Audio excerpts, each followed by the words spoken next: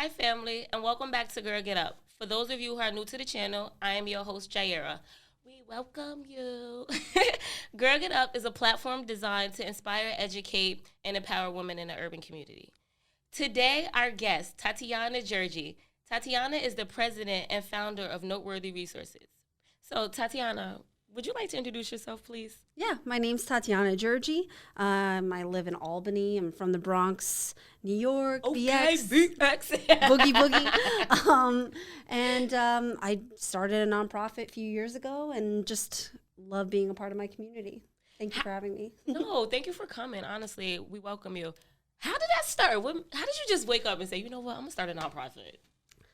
It legit wasn't me waking up and it was like boom, but I was driving and all these ideas come to me when I'm driving. Of course, when I can't do anything about it, but then think it over, right? So I was driving from Catskill, where my parents live. I was driving up to Albany and it was legit a lightning bolt of an idea that hit me in the head and was like, you need to do something about it. And I was like, what? Like, it was like an intuition, like a spark of ideas came to me.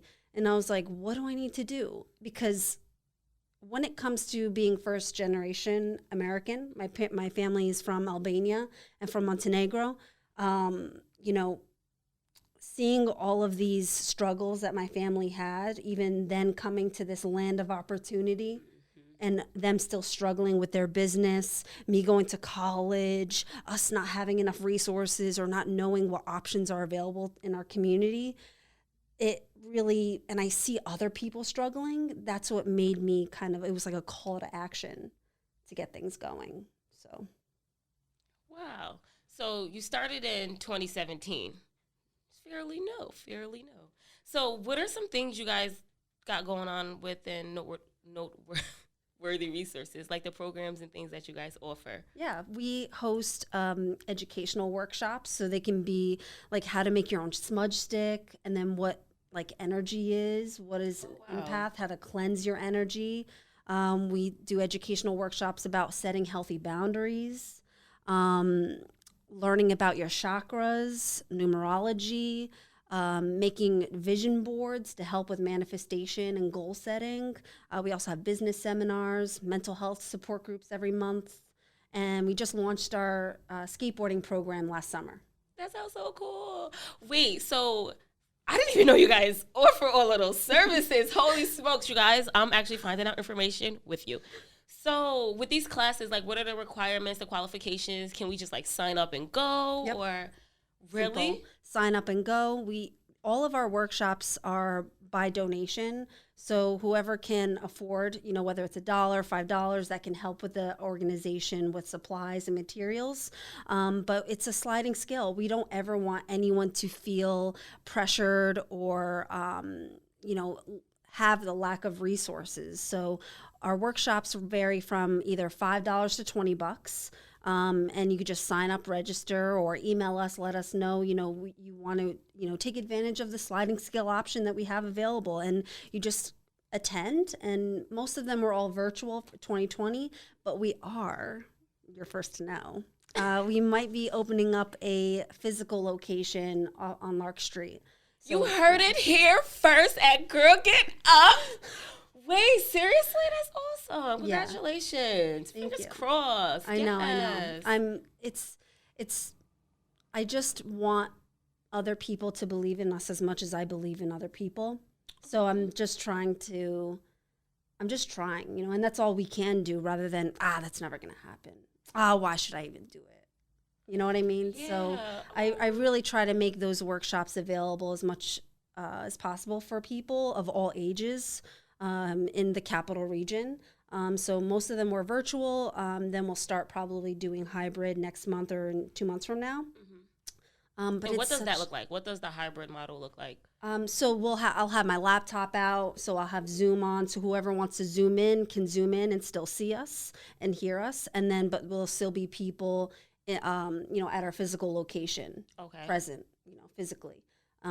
And when you're there, it's just you feel everyone's energy. Everyone's there for a similar, they just love the topic and they want to learn more and also meet new people. So it's building a sense of belonging as well as learning about the topic. And it's really fun. Yeah, it's like you become a community. Like it's your tribe. I like Exactly. that. That's awesome. So, I mean, obviously now within 2020, we are doing like the Zoom classes. But before that, where were you guys hosting the classes, like the in-person classes? I would host them. So I, unfortunately, in the past haven't had any funding or grant funding or anything like that. So I hosted them at my day job that let me use their training center. Aww. So I used to work at the Addictions Care Center of Albany, and they used to let me use one of their training rooms. I would host them at the Albany Public Library, whether it's in Arbor Hill or the one on Washington Avenue. And then I would host them at other businesses. So other businesses that was like, oh, we want to host a smudge stick class at our storefront. I would just teach them there. Or someone will call me up. Like there's a woman who said she was having a party at her house and she wanted to have her friends learn how to make smudge sticks. So I went to Troy to go That's teach. Awesome. Yeah, that was so much fun. Not so much at the drinking. People got a little sloppy as like they were rapping, but it was just still fun and it just really brings people together and ultimately empowers everyone. That is so cool. So with the smudging, for the viewers that don't know, what is smudging and smudge sticks? Like, fill us in. Yeah, so smudge sticks, everyone knows of burning white sage. Right. But I don't use white sage. That's not indigenous to New York, right? Okay. So I use, and I encourage other people to use what herbs and flowers grow naturally outside of our backyards.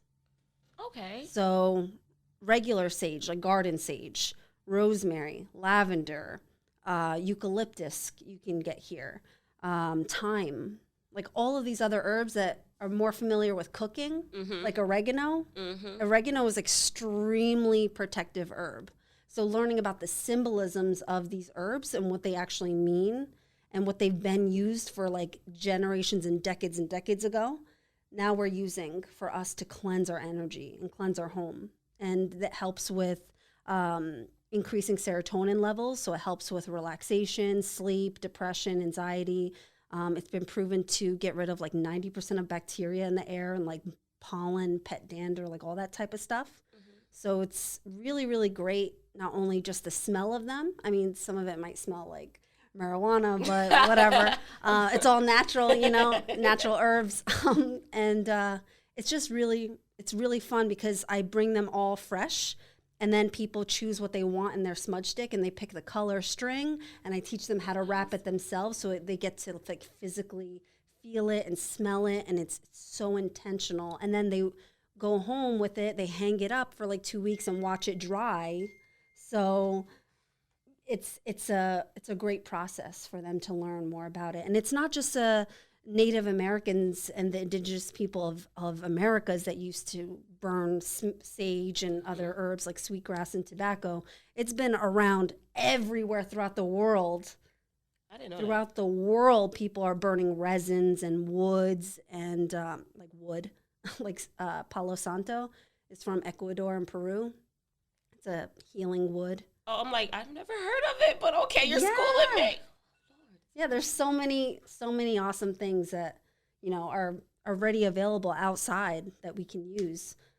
So it's fun. So to piggyback off, because I literally just started my little spiritual journey. My therapist been telling me I was like an empath for years, and now I'm like literally trying to figure out what's going on and like what's going on inside of me. So with these energy classes, like what are some things that you guys go over, like with the classes that you have based on my like energy and your chakras? Your chakras. Yes. All the chakras. So that's what I really want to emphasize too on the holistic resources that we provide. So those workshops it's not just educational like school. This is like things that you should be learning about in your life and should be taught. So if something's bothering you, like a kid, right? A kid, as when they're stressed out or worried, their stomach hurts. Well, why does it hurt? Right? Do you remember as a kid? No, I do. Sometimes, like, if you were nervous or excited, your stomach would hurt. More so just nervous and scared. Yeah, but yeah, right? Or like my mom, and I don't know, maybe it's because, she's Albanian or whatever, but she'd be like, you just need to go to the bathroom, or you just need to eat, or have some ginger ale. And it's like, water. yo, maybe it's not just physical. It's not just my physical stomach that's hurting. Maybe it's my emotions. Maybe it's my feelings. Maybe it's the energy around me. Maybe it's not just me and I'm just reacting to the other people around me. And that's what an empath is. It's not your feelings. You're taking on other people's feelings and making it yours, and then you get yourself sick. Literally. Yes. So understanding your chakras from the baseline, which is the red root chakra, which is all about survival and instincts and security and feeling grounded and connected in the earth. Like who we are right now, where we're sitting. Very mindful type of feeling.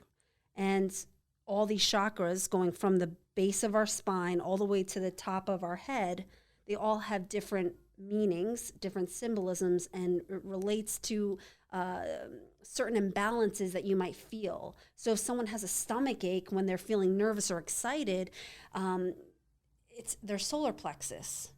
And their solar plexus is like our solar plexus, all of us, is like right like where our rib cage is, like right above our belly button.